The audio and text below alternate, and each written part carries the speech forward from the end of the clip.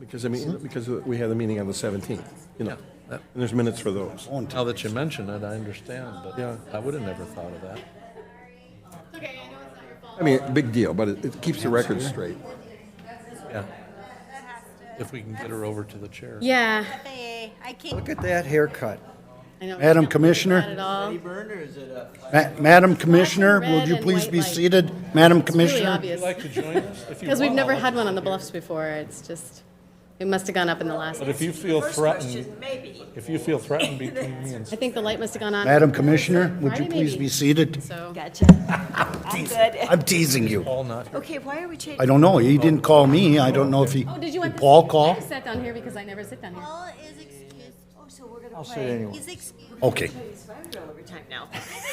He didn't call me, so he must have called me. me. I think so. I think the common council. Katie. do that She's not gonna be here. sometimes. I'd like Two. to sit over there. He must have called Katie because he didn't call So me. if I call for it halfway through the meeting, you all won't look at me like, I'm just a chair, you know. what's with her? I probably wouldn't have called you had to come down to. Apparently we have Yeah. a lot taller than these decorations. I like these decorations. Prairie dog it. In case somebody tries to throw stuff at us, we could duck. Now there's something to duck behind. Have the balls we can throw back. Yeah, we could throw the bulbs back at them, yeah. All right. What kind of time do we have? It's 7 o'clock? Okay, I'll call the Plan Commission to order.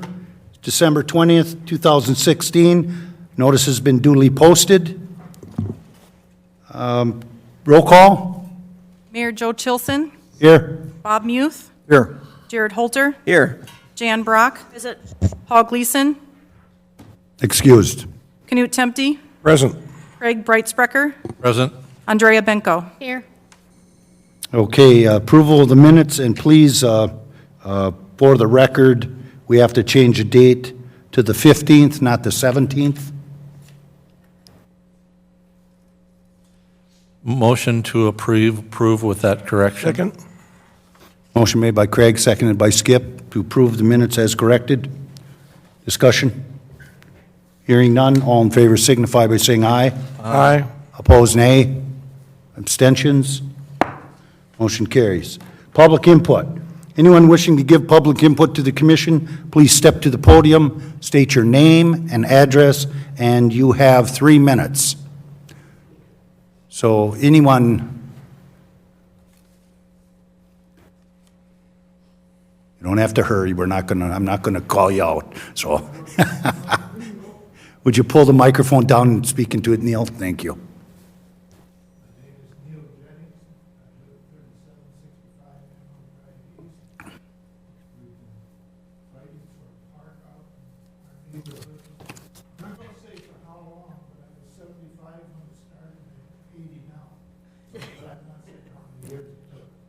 Thank you, Joe, for getting onto this. We really appreciate it out there. And we look forward to having the park there and have no objections.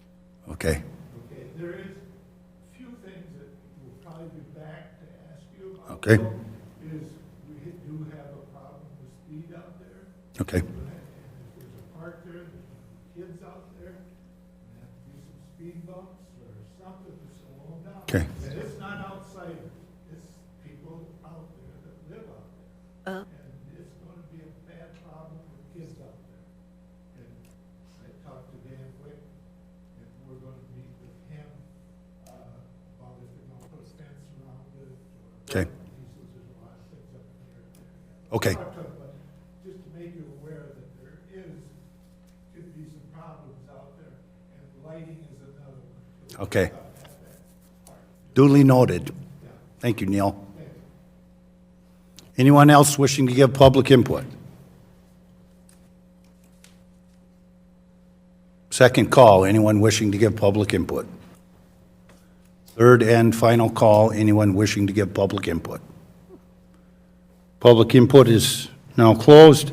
Consideration, possible action of the following items. For public hearing, for consideration of a rezoning request filed by the City of Onalaska for city-owned parcel located in Nathan Hills Estates, planned unit development at 3755 to 3757 Emerald Drive East, from single-family residential R1 district to public and semi-public P1 district for the purpose of establishing a public park and equipment to serve the development. Tax parcel number 18-5956-0. Jared, would you, or somebody turn my volume down just a little bit? Thank you. Okay, so I'll open, Katie, would you like to speak first? Sure, I can give a little background on it. Okay, please. So the city of Onalaska has acquired this particular property in Nathan Hills Estates PUD. The purpose of this rezoning request is to change it from what was allowed as single-family residential to allow a construction of a new park through the P1 zoning district where parks are an outright permitted use. Staff does have 3 conditions of approval tied to this development. Thank you. Okay, we'll open the public hearing. Anyone wishing to speak in favor? Second call. Anyone? John, please step up to the microphone.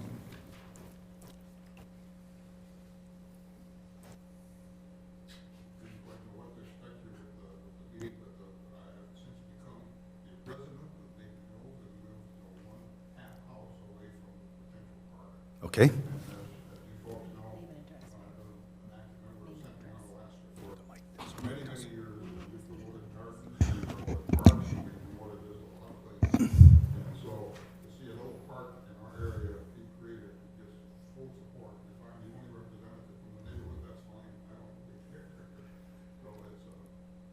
Could we have your name, please, for the record? Thank you, John. Okay.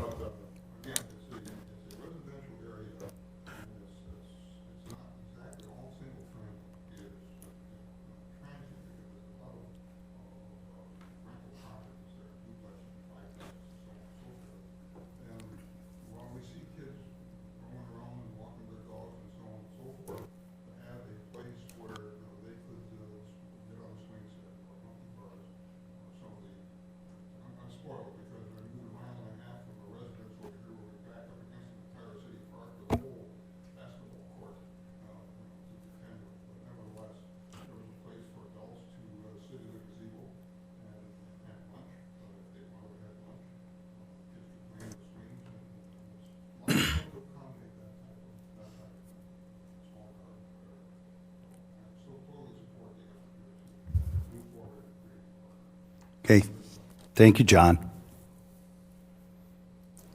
Anyone else wishing to speak in favor?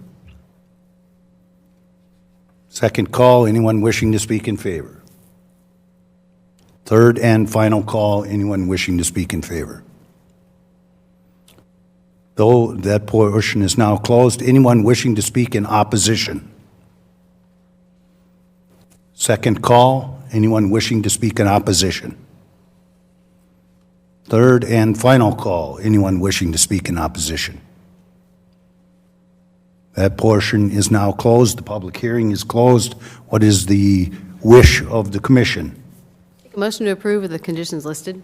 Second? Motion made by Andrea, seconded by Craig to approve. 3. With 3. The rezoning request as stated with the, how many conditions are there? 3 conditions. Discussion? Craig seconded already, did you? Did you? Yeah, he seconded. Right, discussion I was asking. Oh, discussion. Okay. Yes, Jan? I just have a question. It's covered up by snow, so I don't know. Is there a walkway or a bike way, some method to get from like the Valley View Mall area all the way to this area, to the park? I ask that. That's a long way to go. Go ahead, Jared, I'm sorry. Can't see you through the foliage there. Raise this one up a little. Currently, the development itself is served with an internal sidewalk system, so the city will go, since the city purchased the lot this year, we will go in there and install a sidewalk on the lot itself.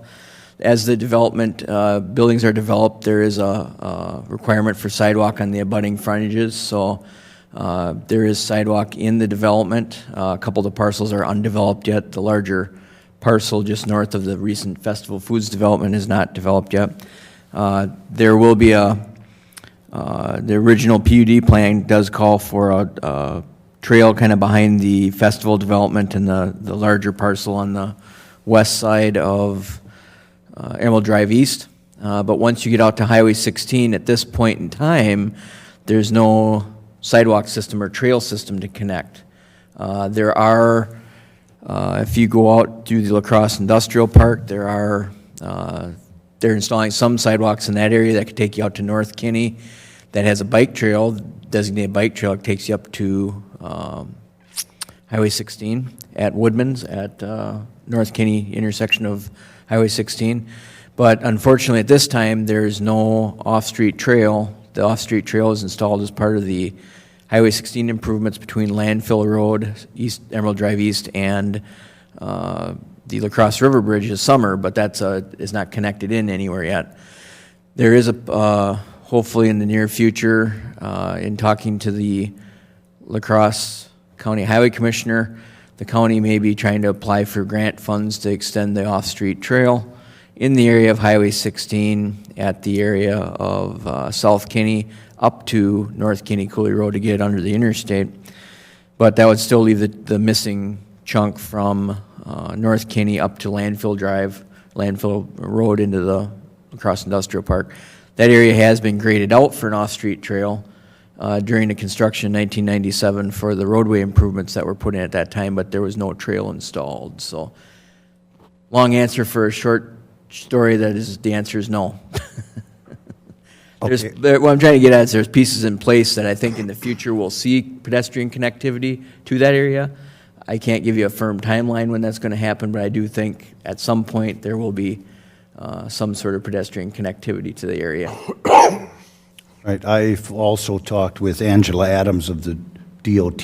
She's a new district director, and asked her if she would keep us appraised of any dollars that might be available from the state that would help us augment that to make it connect all the trails up so that we could have a better biking and walking situation for our pedestrians. I know we've talked about this, what was it, Andrea, probably a year or 2 years ago already? And there is Greenway plan, I mean, there are trails in the Greenway plan that the city has to connect things. Most of those, I think, can still be created, although some of the development out in the Nathan Hills area will add some modifications, I think. So if we just keep working on it, we'll eventually get it connected, but it's going to be a long eventually, I think. We will.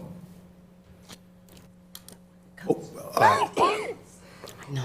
I have a question. Do you have something to add to that, Neil?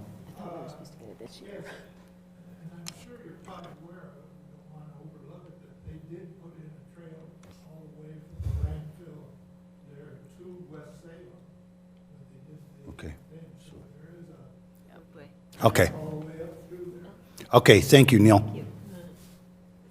So we're getting there. We're making strides.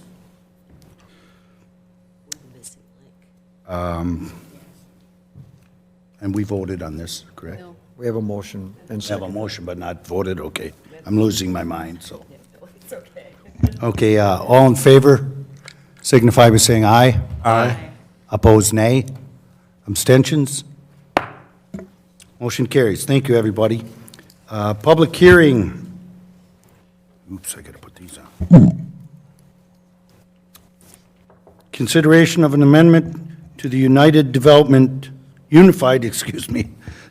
Code, UDC, regarding draft language for the creation of a new medical campus district. Katie? Thank you.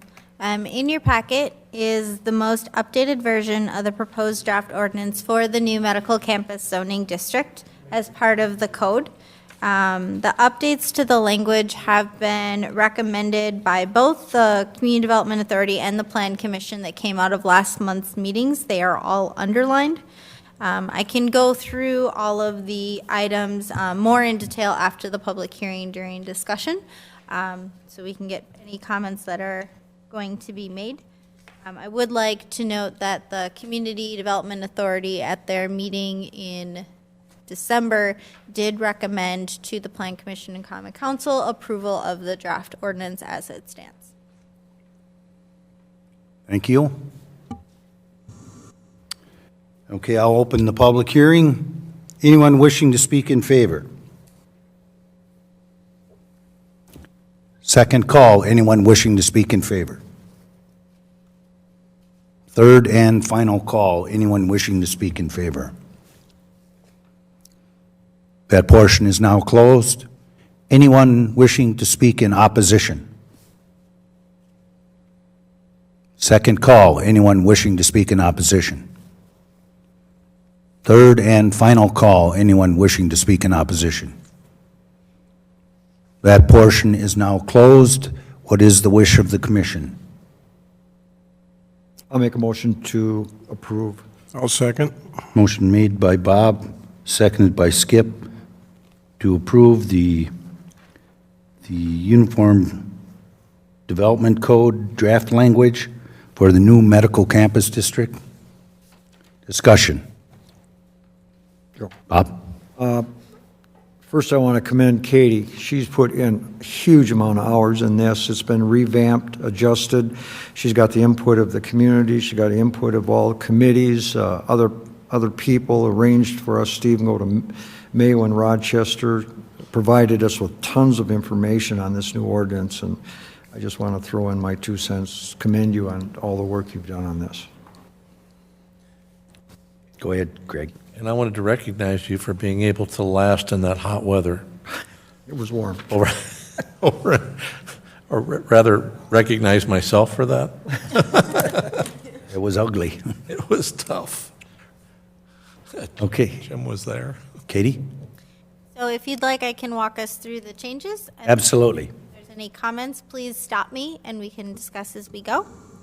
In the beginning of the page 1 of 9, we did update the definitions for medical campus, hospital, and clinic, noting the area where there has to be at least 5 acres of contiguous development, and if there's additional land across the street or across a private drive on a separate parcel, that can also be included in that area. We also moved forward on page 3 of 9. We specified in this section and also on page 4 of 9 when public hearings would be required. So we're trying to make sure that we are allowing ease of development, however, based on the level of change that they may wish to do, that we are still notifying the public whenever major changes are being proposed.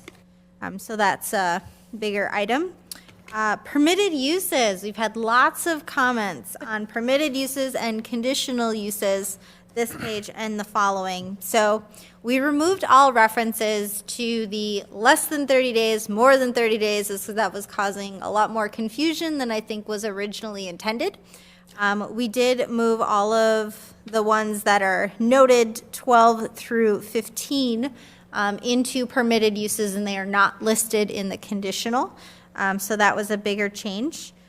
We also wanted on page 5 of 9, we did add in under 2B, supporting retail and services uses up to 20% of the building's gross floor space, including pharmacies, coffee shops, delis, flower shops, etc. All of these different ancillary uses that are typically used in a hospital or a clinic.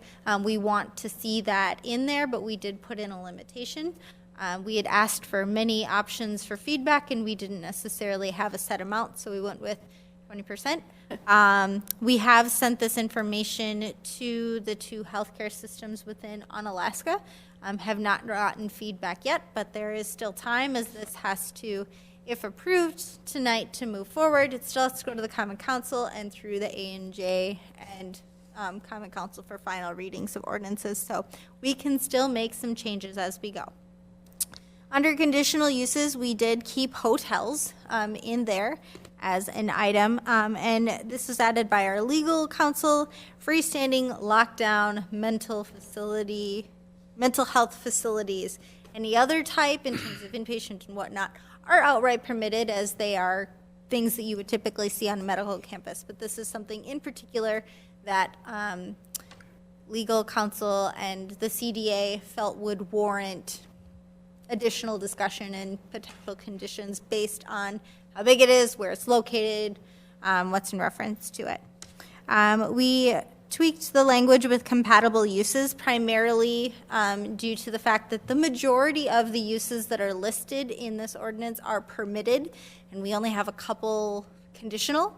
So that means that if there's a use that comes forward from one of these facilities that, as staff and legal counsel don't feel automatically slot into the permitted uses, that we can bring it to the Plan Commission and allow you to assist in that decision. Is this more permitted or is this more conditional? And then we can move forward in that range. Again, allowing for more feedback and more eyes on the project as it moves forward. There weren't many changes to setback requirements, architectural review, site design elements. On page 8 and 9 are the primary remaining changes that we did to this ordinance. In pertains to medical campus complex signage.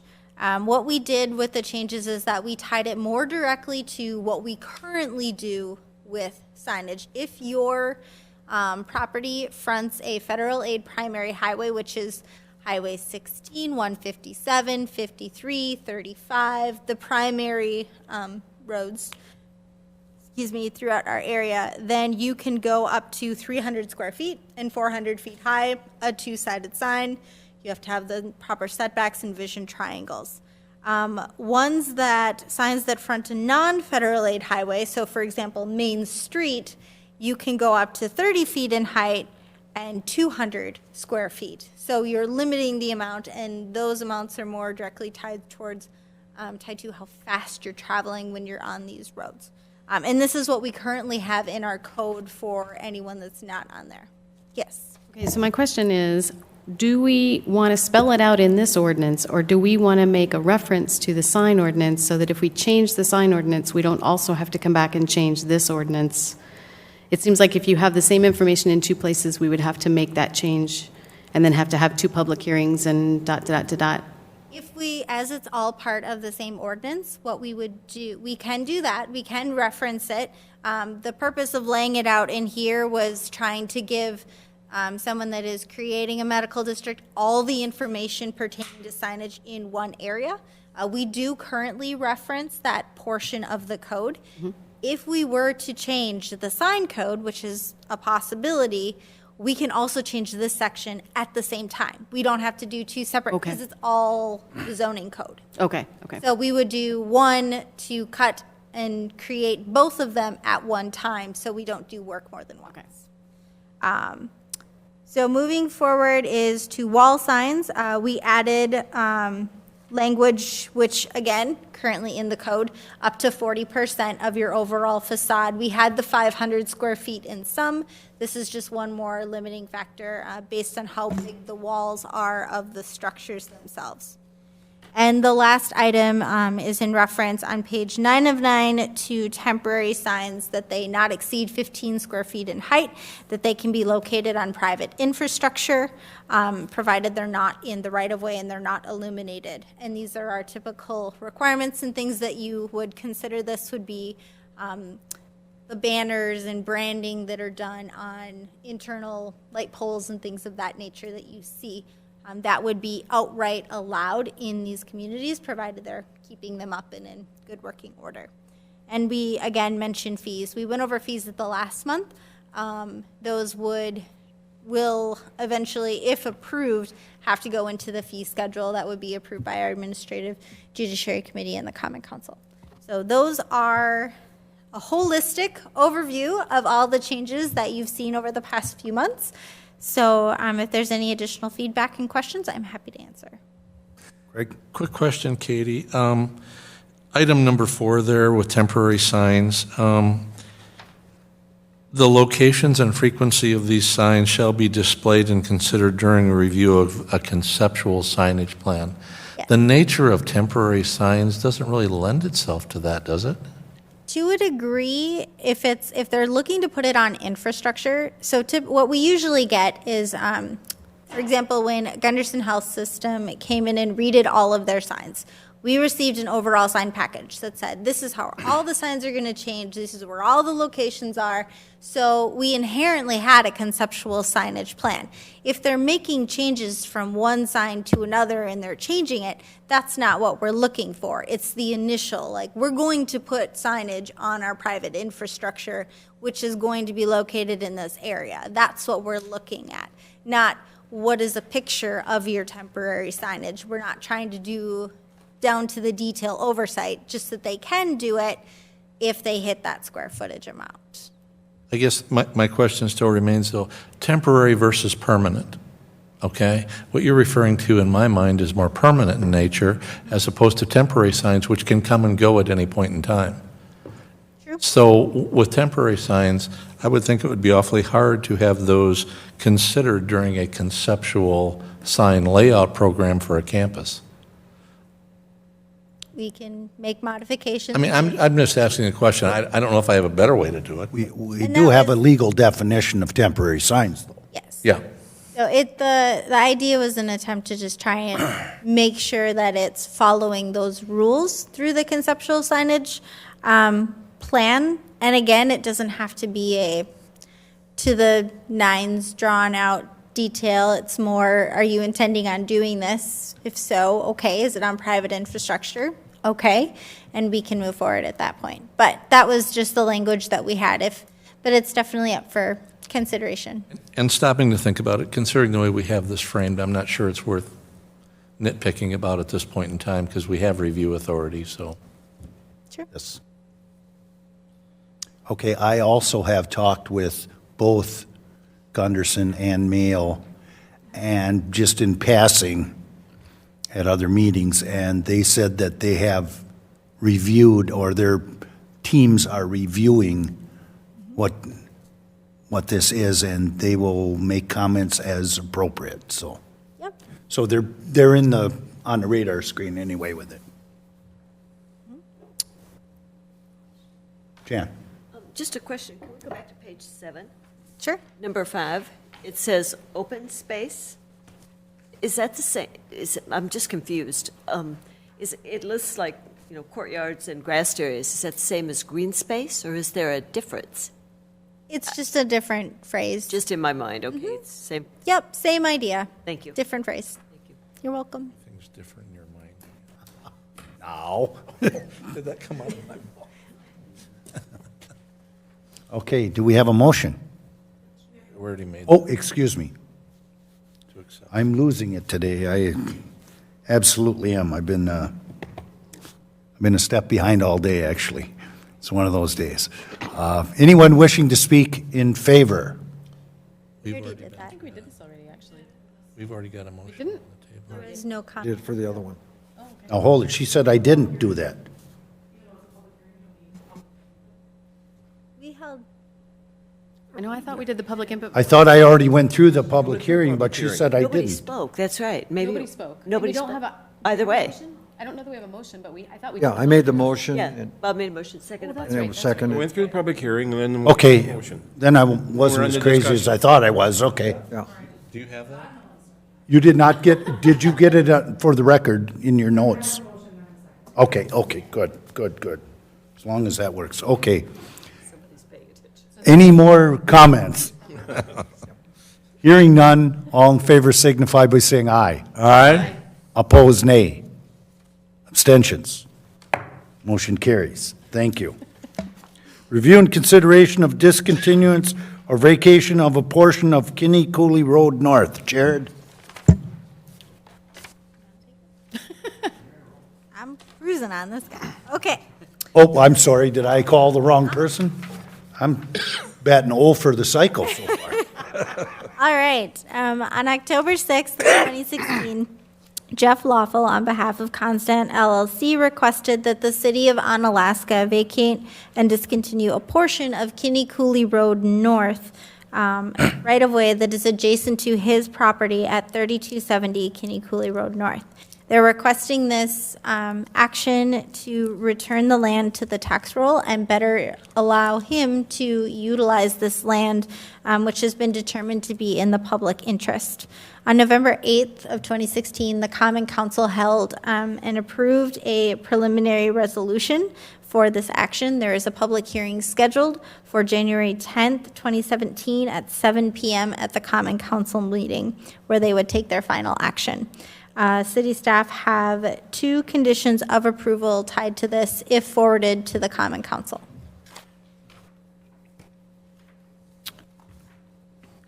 Okay, it says consideration. Are you asking for a motion? Yes, please. Okay. I'll make a motion that we forward this recommending approval. Okay. Second. Motion made by Skip, seconded by Craig, that we forward this to the city council for approval. With staff conditions? Pardon me? With staff conditions? With staff conditions, yes. All in favor signify by saying aye. Aye. Opposed, nay. Abstentions? Motion carries. Thank you. Item 7, review and consideration of a request by Ralph Hoiberg of Home Furniture to host 2 30-day tent sale events in 2017 at 9510 State Road 16, Onalaska, Wisconsin 54650, tax parcel number 18-3625-4. Katie. Thank you. This is, I believe, the 3rd time that the Plan Commission has reviewed this request. The City of Onalaska allows outdoor sales and tent events, provided if they are more than 30 days per calendar year, the Plan Commission offers approval. We have received a request from Home Furniture on November 8th to exceed the 30-day tent sale limit. They hold 2 tent sale events annually, generally between mid-May to June and August through Labor Day weekend in 2017. The requested action is to approve the request to allow a maximum of 2 30-day tent sale events at Home Furniture, 9519 State Road 16, conditioned upon obtaining a tent permit for each event from the Onalaska Inspection Department.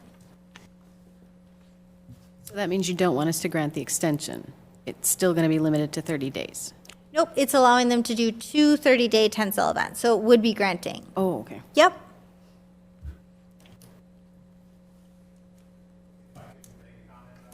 Just hang on a second, sir. If we have a question from the council or from the commission. I'm still confused over why we have to approve this. We're there's approving 2? it because it's Oh, 2 30 days. okay. They only get 30 per Right, calendar year. right. So they're asking for twice the amount, yes. Okay. Okay, I got it. Okay. I'll make a motion Bob? to approve. Oh, second. Okay, thank you. I think she beat me by. Okay, motion by Jared, seconded by Andrea to approve. Discussion. Would you, yeah, please. Yeah, make sure you give us your name and address too. Bill Lundy, and I'm from Home Furniture. Okay. We use the same exact tent, same location, nothing is Okay. different, but nonetheless. Okay. Okay, thank you. Andrea? Okay, so I'm still confused because didn't we do something so that they didn't have to bring this to Planning Commission every time? It could just go to staff? Or am I just confused? There are certain events that go to staff, but this is explicitly stated in the ordinance. The Plan Commission has to give approval. Okay. So you will likely, there's a couple more Always see coming this. your Yeah, every year the same ones every come year. through. Yep. Okay. But this is just the way the ordinance reads. Okay. I, for one, like to be as flexible as we can with our business community, and because a strong economy is good for everybody, so I certainly am in favor of this. Anyone else? Hearing none, all in favor signify by saying aye. Aye. Opposed, nay. Abstentions? Motion carries. Thank you. Item 8, review and consideration of a certified survey map, CSM, submitted by the City of Onalaska to transfer right-of-way ROW from the Wisconsin Department of Transportation, WISDOT, to the City of Onalaska for ROW and stormwater purposes, containing a total of 8.689 acres in the form of 2 outlots, portions of tax parcels number 18-4525-0, 18-4526-0, and 18-4520-100. Jared. I get it right that time? Well, I got one in the shed anyway. In your packet tonight, you'll see a proposed certified survey map outlining 2 outlots. The first one, Outlot 1, is at the north end of Sand Lake Road and Riders Club Road intersection. This actually extends partially into the existing roundabout. This area that encompasses Outlot number 1 is currently owned by the Wisconsin Department of Transportation. This would transfer the ownership of that parcel to the City of Onalaska. The second outlot is south of the existing Menards stormwater detention pond. This outlot, too, would allow the expansion of that stormwater area for possible future drainage of the east side of Sand Lake Road into that outlot area. Thank you.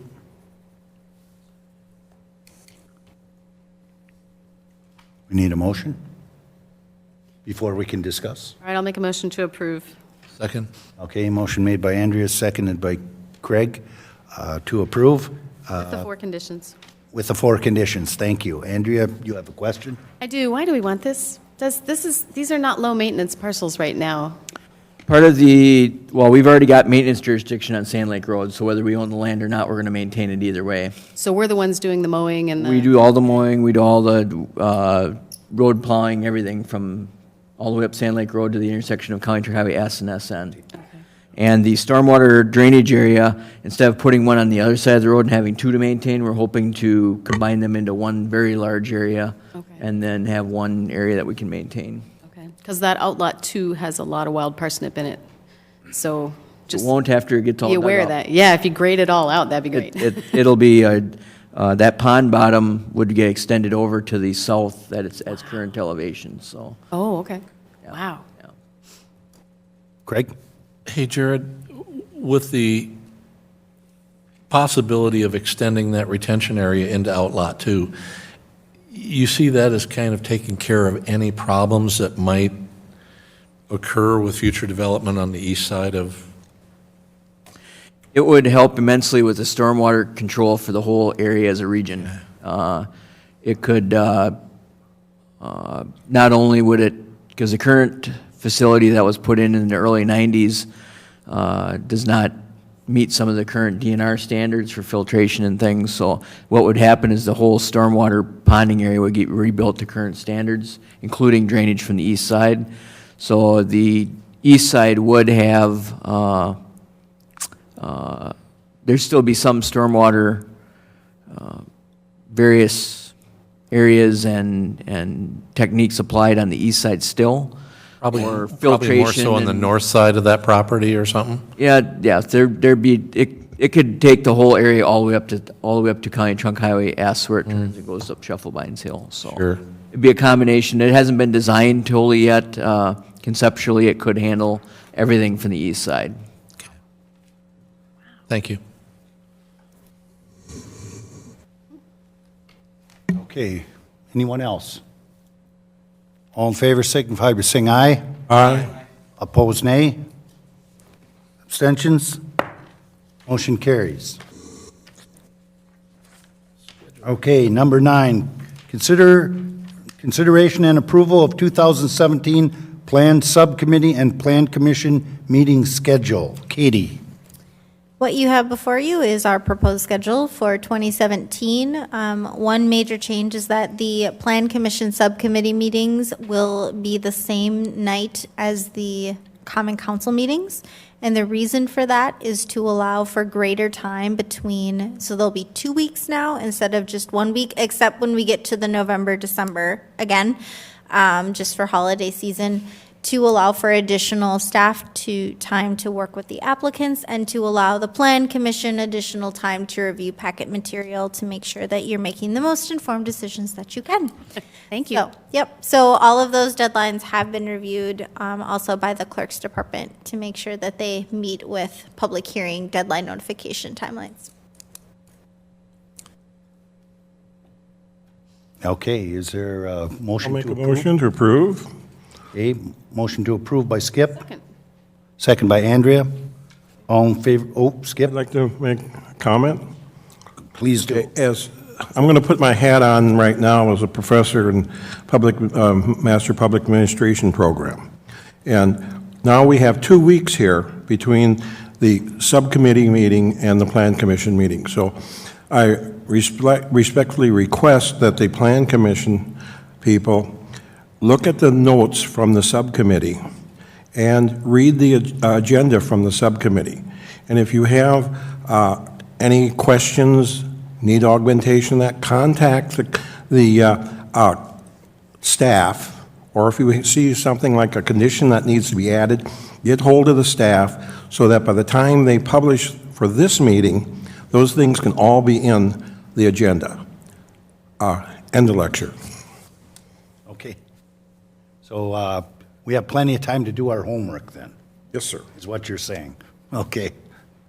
Andrea? I have a question then. Does that mean that we can now actually add conditions prior to the Planning Commission? The agendas have to be the same. What has to stay the same between the two meetings? The agenda title. Okay. But as has happened before, there have been conditions added by the plan subcommittee, or staff have added conditions, and we always note those in the packet under the conditions of approval. We will bold and underline them as a new condition or an updated condition. If we were asked to say, check with legal counsel on the wording with this, can we do this? And then we'll make those changes. So you can make recommendations for those changes to be made. We won't necessarily always automatically do them, just because that's good discussion to have at the Plan Commission level. But if you have comments and questions about them, which some committee members will give calls and just talk through some agenda items, that is definitely possible with city staff. Thank you for the extra time. You're welcome. Anyone else? Hearing none, all in favor signify by saying aye. Aye. Opposed, nay. Abstentions? Motion carries. Thank you. I make a motion, we adjourn. Second. Skip and Andrea. All in favor signify by saying aye. Aye. Opposed, nay. Abstentions? We stand adjourned at, whatever, 7:41. Thank you, everybody. And I think that's an excellent change, Katie, because I've come to many planning commission meetings without my agenda. I figured as long